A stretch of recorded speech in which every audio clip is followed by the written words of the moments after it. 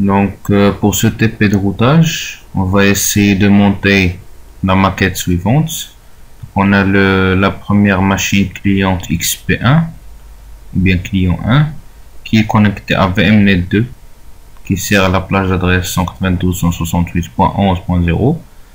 Le serveur 2003 serveur 1 joue le rôle de routeur pour ce premier réseau et il est lié au deuxième routeur par le réseau VMnet 2 192.168.10.0. Même configuration de l'autre côté avec le VMnet 4 et la plage d'adresse 12.0 et notre deuxième client. Donc le premier client, il a l'adresse IP 192.168.11.3. On a le petit 3 ici. Le serveur c'est 11.4 et 10.4. Le deuxième serveur c'est 10.2 et 12.2. Et enfin, le deuxième client c'est 12.3. L'objectif final étant de faire un ping entre VM1 11.3 et VM2 client XP2 12.3. Donc on va remarquer ici en arrière-plan, j'ai la configuration IP de mes machines. Donc j'ai le client 1 avec 11.3, mon serveur 1 11.4 et 10.4, mon serveur 2 12.2 et 10.2 et enfin le 12.3 qui est mon deuxième client. Donc je vais commencer par afficher ma configuration réseau. Donc ipconfig/all. Donc j'ai mon IP en mon masque, ma table de routage par défaut.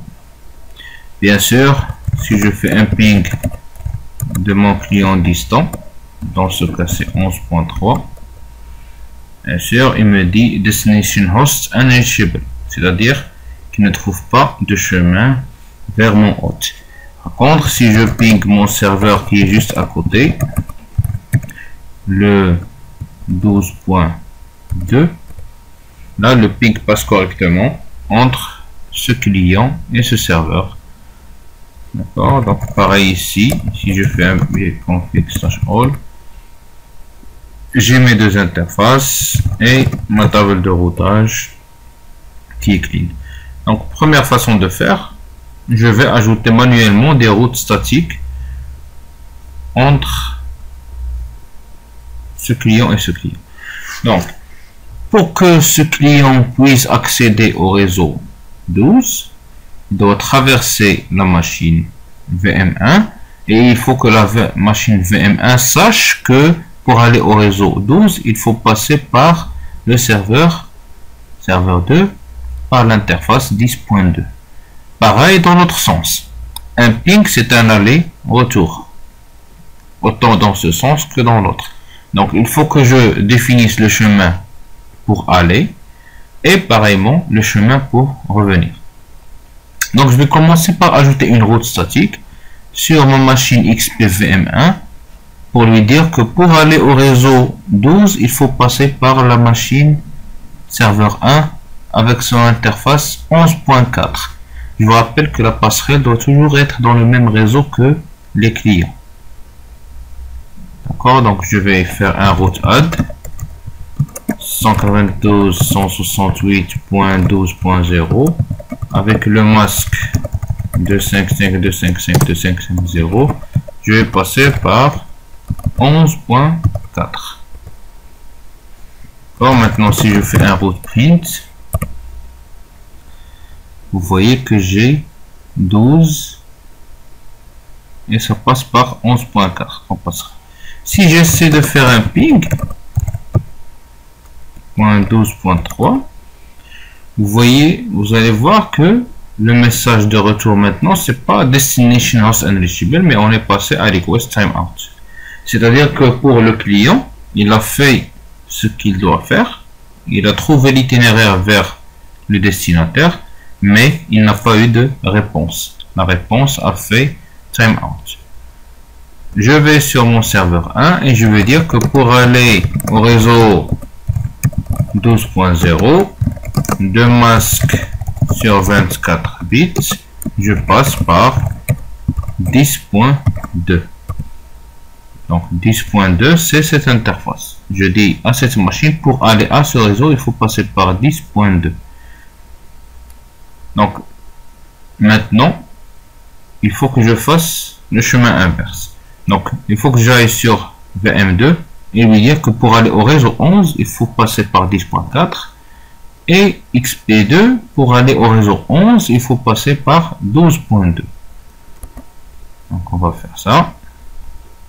Donc je vais faire route add 11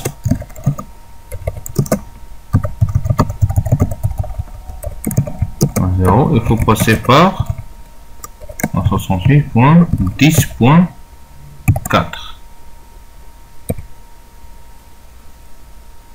et sur le client je vais dire route add 192.168.11.0 masque 255.255.255.0 192.168.12.2. Non, si je fais un route print, donc c'est, donc vous voyez ici la route vers le réseau 12,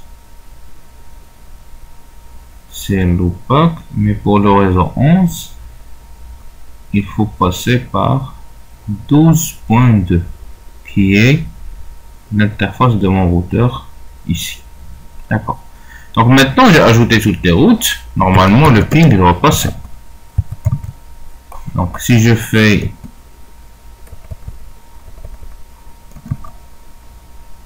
pardon, ça c'est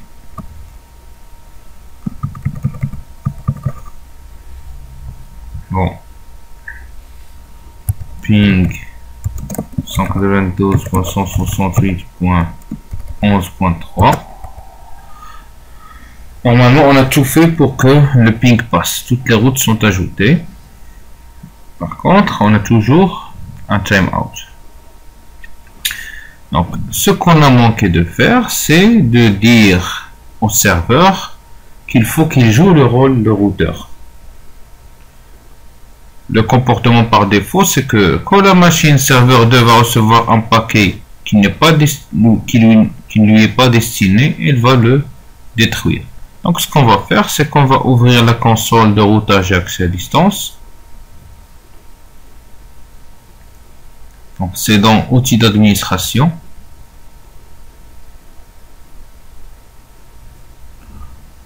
La console s'appelle Routine and Remote Access ou bien routage et accès distant.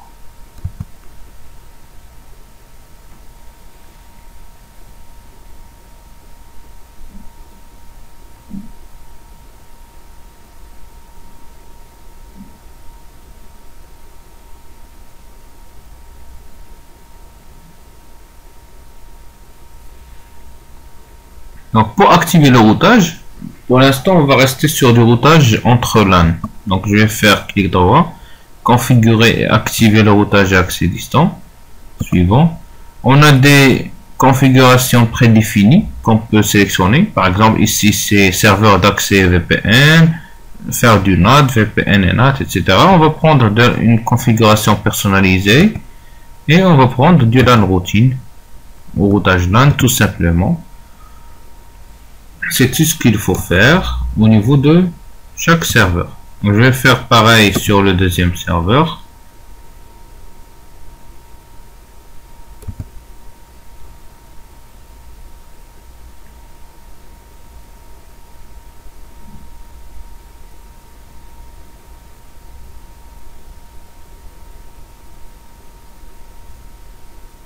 Donc pareil, clic droit. Configurer, activer routage accès distant. Suivant, configuration personnalisée, routage LAN est terminé. Et on active. Donc si on revient à notre ping. Voilà, le ping passe déjà vers le client final. Donc je suis en train de pinguer 11.3 à partir de 12.3. Là on a bien fait du routage à distance. On peut utiliser pas de ping au lieu du ping tout court, pour voir les itinéraires par lesquels on est passé. Donc, on est sorti du 12.3, on est passé par 12.2, on est passé par 10.4, et enfin on est arrivé à 11.3. Là, le ping va calculer des statistiques dont on n'a pas besoin pour le moment. Sinon, vous pouvez faire trace route. Un trace route qui va nous donner aussi le chemin par lequel le paquet est passé. Donc là, c'est du routage statique, tout simplement. Premier changement qu'on peut faire, c'est que on a dit au client 2 que pour aller au réseau 12, il faut passer par la machine. Pour aller au réseau 11, pardon, il faut passer par la machine 12.2. C'est ici la route. Donc si on a 100 routes à ajouter, on va être dans l'embarras parce que ça va être assez long. Donc au lieu d'ajouter cette route, on va faire un route delete. On va supprimer la route vers le réseau 11. Et on va passer par une solution qui est plus simple. C'est d'ajouter, voilà la route à sauter, c'est d'ajouter une route par défaut. Donc la route par défaut, pour le faire, on va ajouter dans la configuration de notre carte réseau TCP/IP, on va ajouter ici la passerelle par défaut 12.2. Ok. On aura le même résultat, puisque en final, à chaque fois que le client ne trouve pas que c'est un hôte local, il va chercher dans sa table de routage, il ne trouve pas une entrée qui correspond au réseau 11, il va chercher à avoir la route par défaut. Qu'est-ce qu'il dit? Donc ici on a la route par défaut qui sort vers 12.2. D'accord? On va faire pareil sur le client 1. Route delete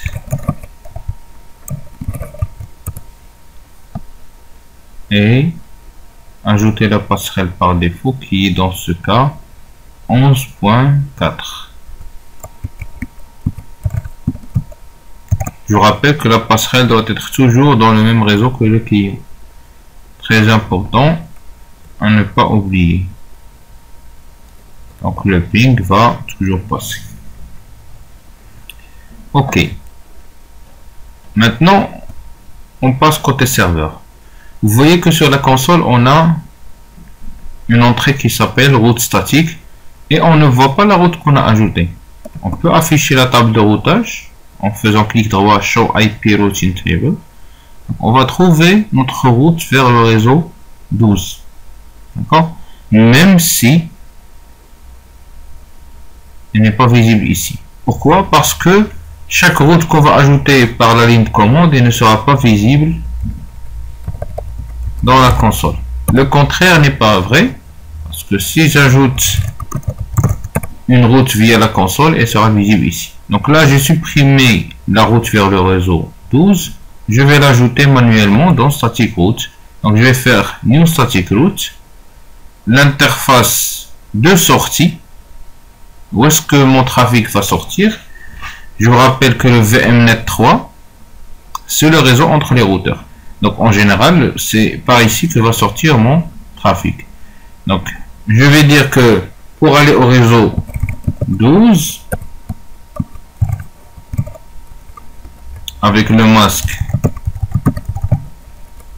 je vais passer par 10.2. Et j'ai un seul saut à faire.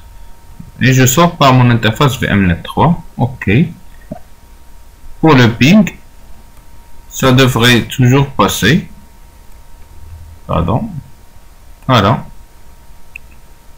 Et si je fais par ligne de commande route print, vous voyez ici, il n'y a pas de route vers le réseau 12. Il y a 10, 11, il n'y a pas de 12. Je vais retrouver ma route vers le réseau 12. Elle a été ajoutée. Et je vais faire pareil dans le deuxième serveur. Donc je vais supprimer la route que j'ai ajoutée manuellement et je vais l'ajouter dans mes routes statiques. Toujours je sors par l'interface VMnet3, mais cette fois pour aller au réseau 11.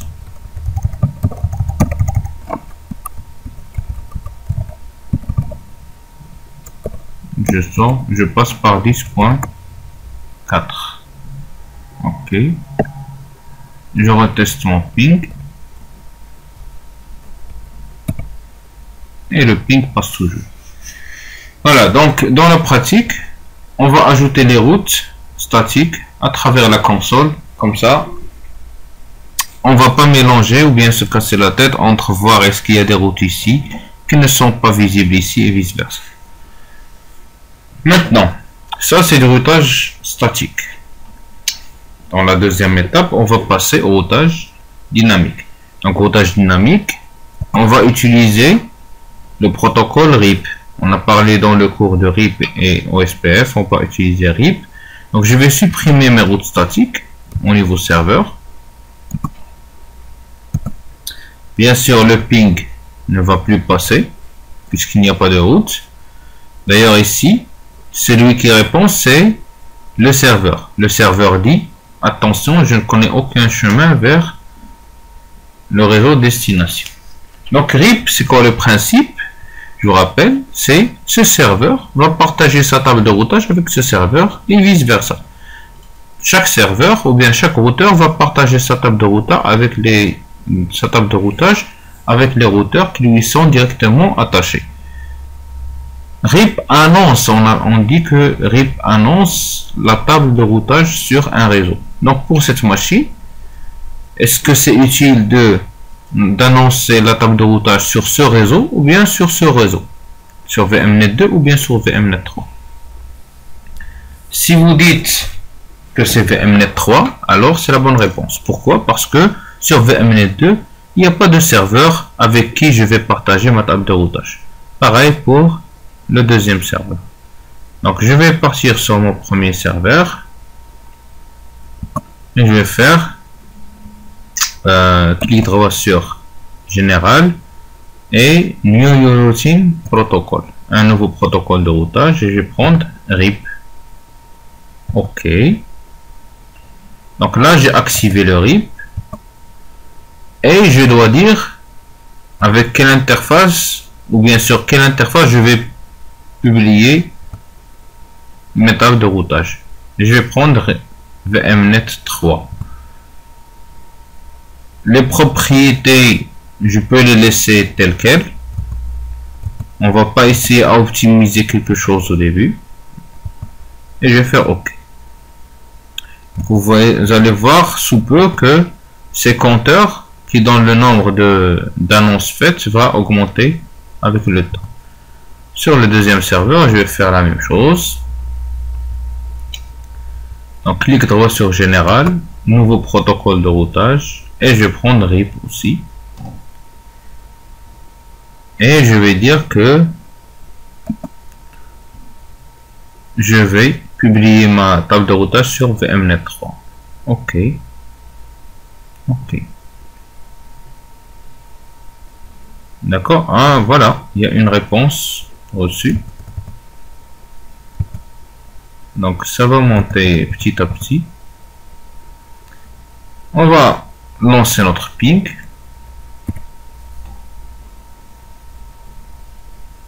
Les tables n'ont pas encore été partagées.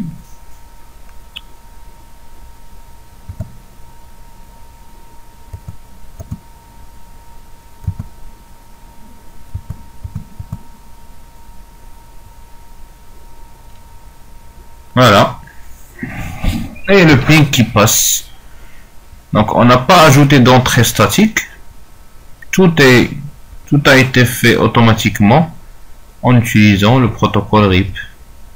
Voilà, donc le client peut pinguer sans problème. Donc vous voyez que pour la configuration de base du protocole RIP, c'est assez basique. Je peux faire afficher mes voisins Et j'ai ici l'adresse IP du second routeur avec lequel je parle. Vous voyez qu'on utilise ici le protocole V2. Si je fais ici afficher les voisins, on va voir l'autre serveur qui est le 10.4. D'accord? Donc c'est assez direct, pas très compliqué. Voilà, donc c'est tout pour le routage statique de base en achetant des routes, routage statique en utilisant la console de routing de Remote Access, et après routage dynamique en utilisant le protocole RIP. Bon courage!